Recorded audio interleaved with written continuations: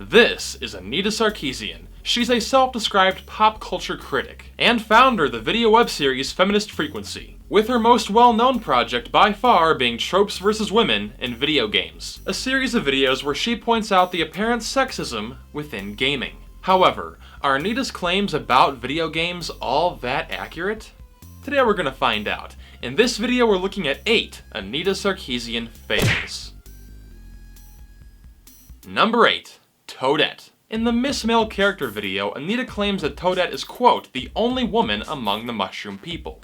Over in the Mushroom Kingdom, we have Toadette, who is both a Ms. Male character and the only woman among the mushroom people.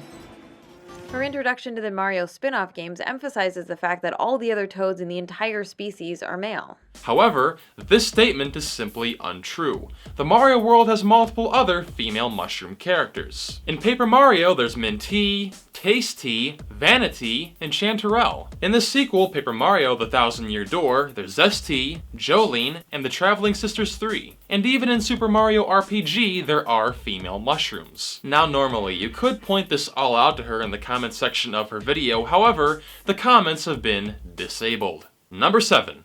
Hitman Absolution. In the episode Women as Background Decoration Part 1, Anita argues that a part of the game Hitman Absolution encourages players to attack female dancers. So in many of the titles we've been discussing, the game makers have set up a series of possible scenarios involving vulnerable, eroticized female characters. Players are then invited to explore and exploit those situations during their playthrough. The player cannot help but treat these female bodies as things to be acted upon, because they were designed, constructed, and placed in the environment for that singular purpose. Players are meant to derive a perverse pleasure from desecrating the bodies of unsuspecting virtual female characters. It's a rush streaming from a carefully concocted mix of sexual arousal connected to the act of controlling and punishing representations of female sexuality.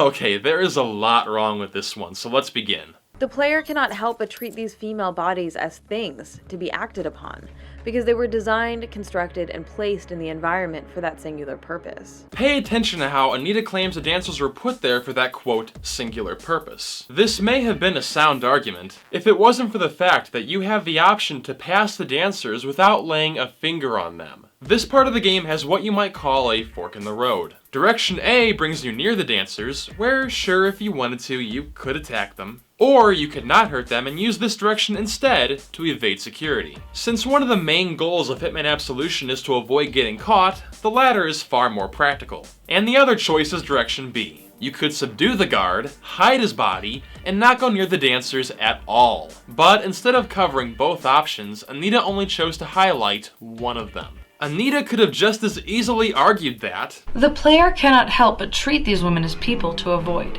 Players are meant to sneak past them in order to proceed further in the game.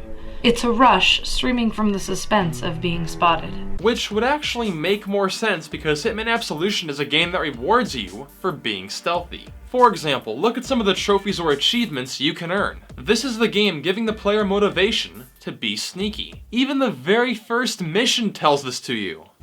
During this assignment, key game elements will be highlighted. First of all, try to kill with discretion and try to remain undetected. Also, the dancers in this game are not treated as mere objects. They have dialogue that not only gives their characters personality, but makes you feel empathy for them. I just can't take much more of Dom. I don't know what to do. Look, you're new here. Dom is the price of this business. Be smart. Every club has one like him. A Dom. He wanted me to do a show in the back room. I don't do that. Well, he said if I didn't, he would do what he did to Lori last night. Or worse. The fucker did the same thing to Amber, with a billy club instead of a hairbrush. Who's Amber? Oh, God. Why is this happening? I mean, look outside. There are cops everywhere. And you know what? He doesn't give a flying fuck. That's why he comps all the cops. They are not about to fuck with him when he gives them free titties every night. I think it's sick.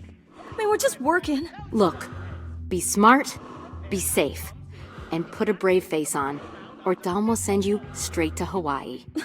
Why would that be bad? Well, you seen the sign on the door upstairs? The one that's always locked? Believe me, it's bad. I just saw Dom. He said if I didn't entertain his friends, I'd be going to Hawaii. Hey.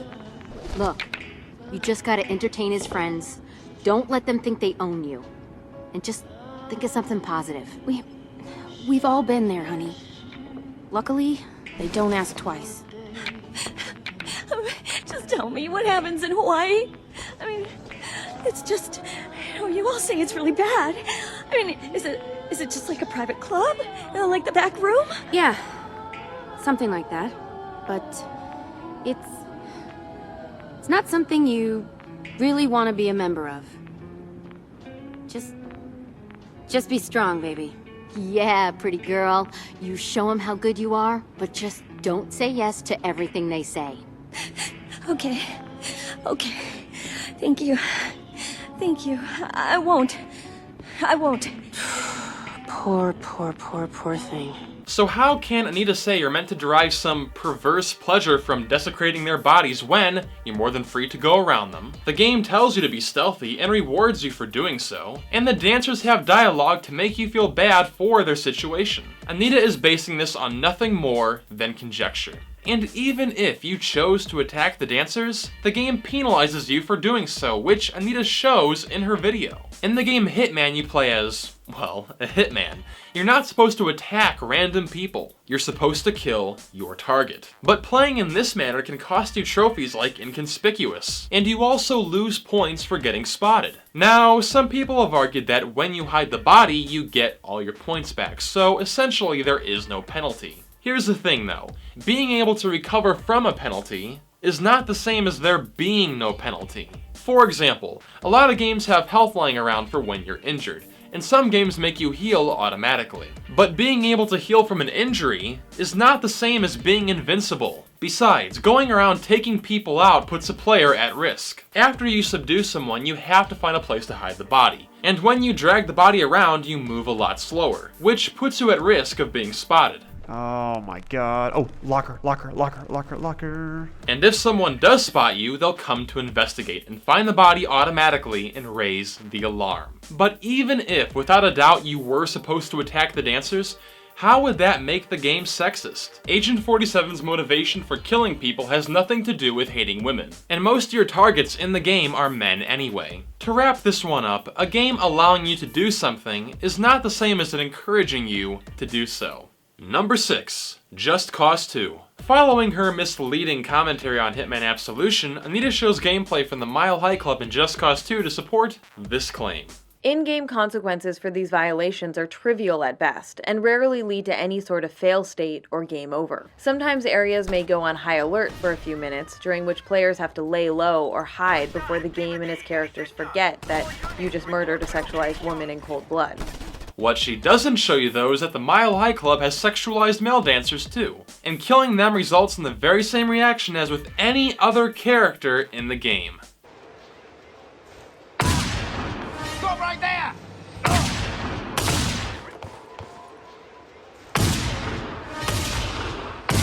Look out! Stop there! Because of this important factor, Anita saying that You just murdered a sexualized woman in cold blood is simply being deceptive, as it implies this happens exclusively to women. Or, it could also imply that violence towards men doesn't matter. You just murdered a sexualized woman in cold blood. Stop right there!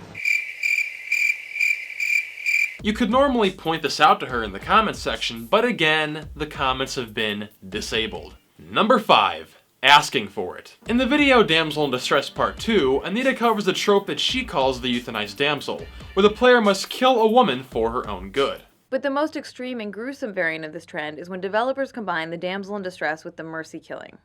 This usually happens when the player character must murder the woman in peril for her own good.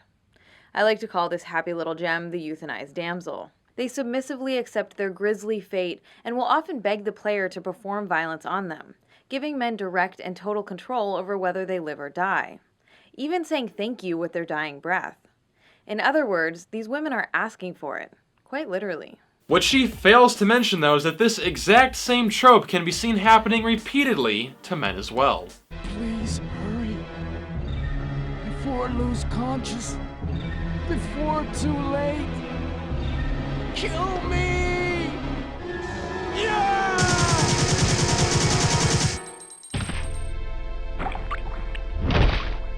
Garrett, I begs, return me to the green. Kill me!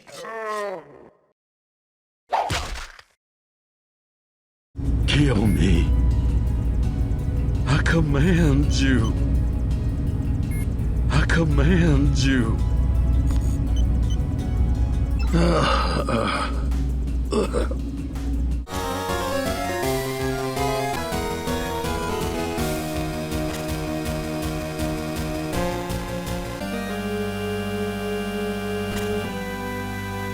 Please, Ghost of Sparta, release me from my torment!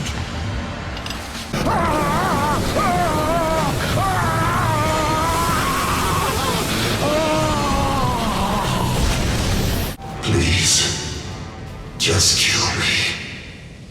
Kill me now. Ingwe, I understand. Just let me lie here. Please, Elvis.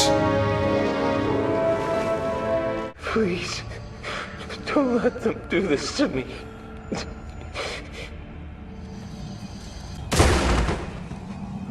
Done. You're gonna have to break in here and put me down. Wish there was another way, but I'd rather die a man than live like this. So long, kid. Thank you. Please. The corruption is a slow death. I can't. We can't let the flood get off this ring. You know what he'd expect. What he'd want us to do. Unplug this machine. Let me join my family.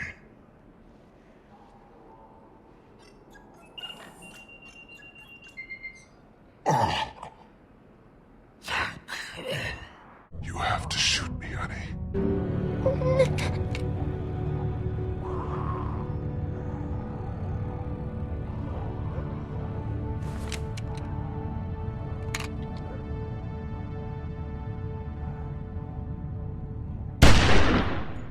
Just end it. Please. Go to hell. So again, presenting this trope as though it only happens to women is being deceptive. How is it appropriate to call this trope the euthanized damsel when it's clearly not a gendered trope? And I would point this all out in the comments section, but as you may have already guessed, the comments have been disabled. Number 4. Gameplay footage. Throughout her series, Anita shows footage from many different video games. How does she get this footage? Well, according to her interview with UseThis.com, she records it herself with an Elgato capture card. However, investigation has shown that a lot, if not all of her footage, is actually taken from YouTube videos. His enemies, destroying the iridium injectors that keep me alive, will stop the key from charging.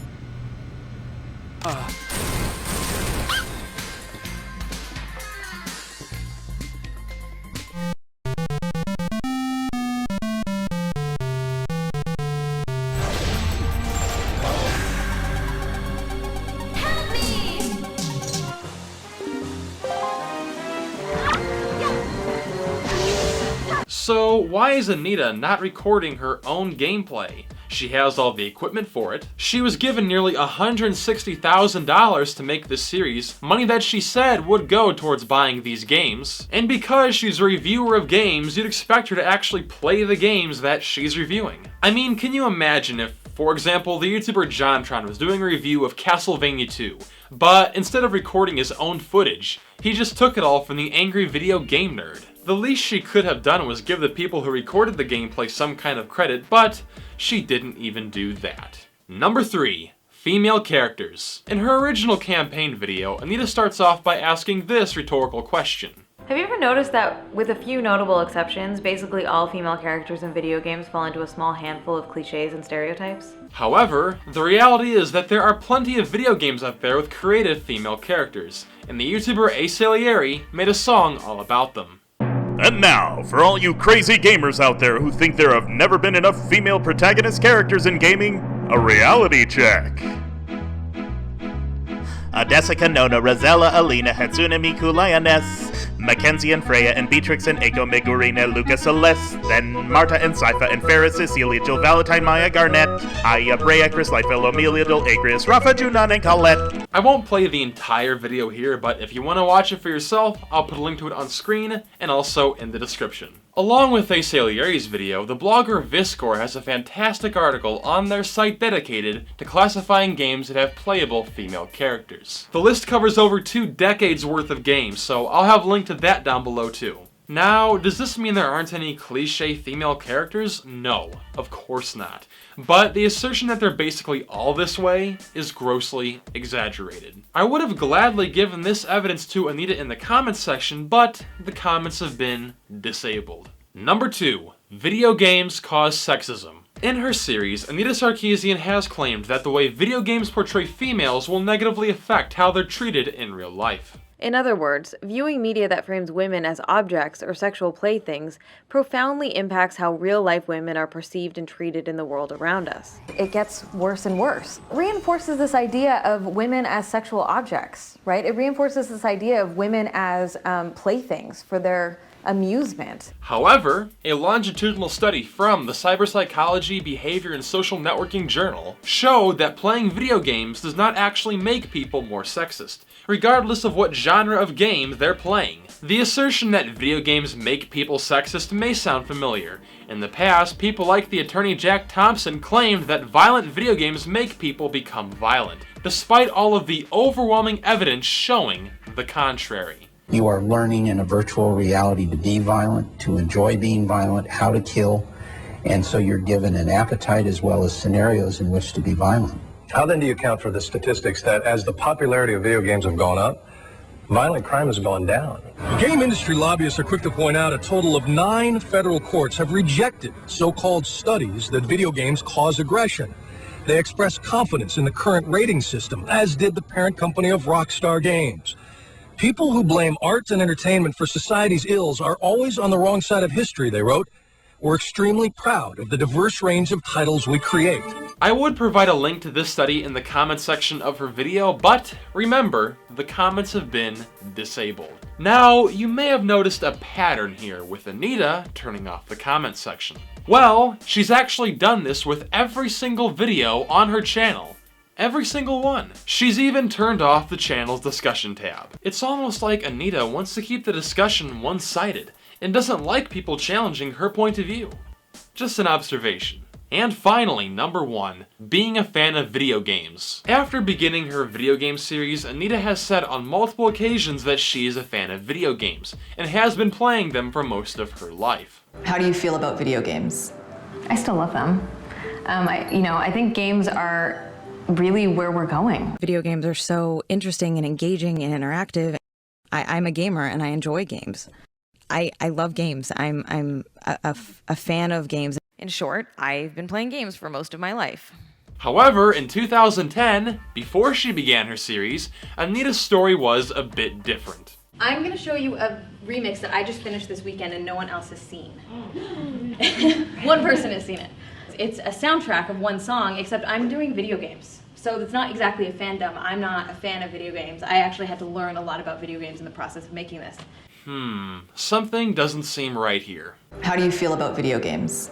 I still love them. I'm not a fan of video games. I love games. I'm a fan of games. I'm not a fan of video games. I've been playing games for most of my life. I'm not a fan of video games. I actually had to learn a lot about video games in the process of making this. This could be the reason for the lack of her own gaming footage, because after all, if you don't like video games, then what motivation would you have to play them? Now, obviously, you don't have to be a fan of video games in order to talk about video games. But it's pretty disingenuous of her to change her story the moment she began asking for for money. In conclusion, there's absolutely nothing wrong with criticizing video games, or any kind of media for that matter. However, any critiques that you have should be factually accurate. And as we've seen, much of what Anita's saying simply isn't. If Anita's videos really are triple checked, as she claims, my analysis is very well researched, it's double and triple checked, then this should not be happening. Especially when she was given nearly $160,000 to make these videos. Not only that, but Anita describes her videos as educational, and claims her videos are shown in school. Feminist Frequency videos have been used in middle school, high school, and university classrooms. They've been integrated into the curriculum of media studies, gender studies, and law school programs. So now students who may not be familiar with gaming are absorbing false and biased information. It's ironic how Anita wants to fight female tropes in gaming, yet she herself reinforces the stereotype that women don't know anything about video games. I'm an expert on the depictions of women in video games.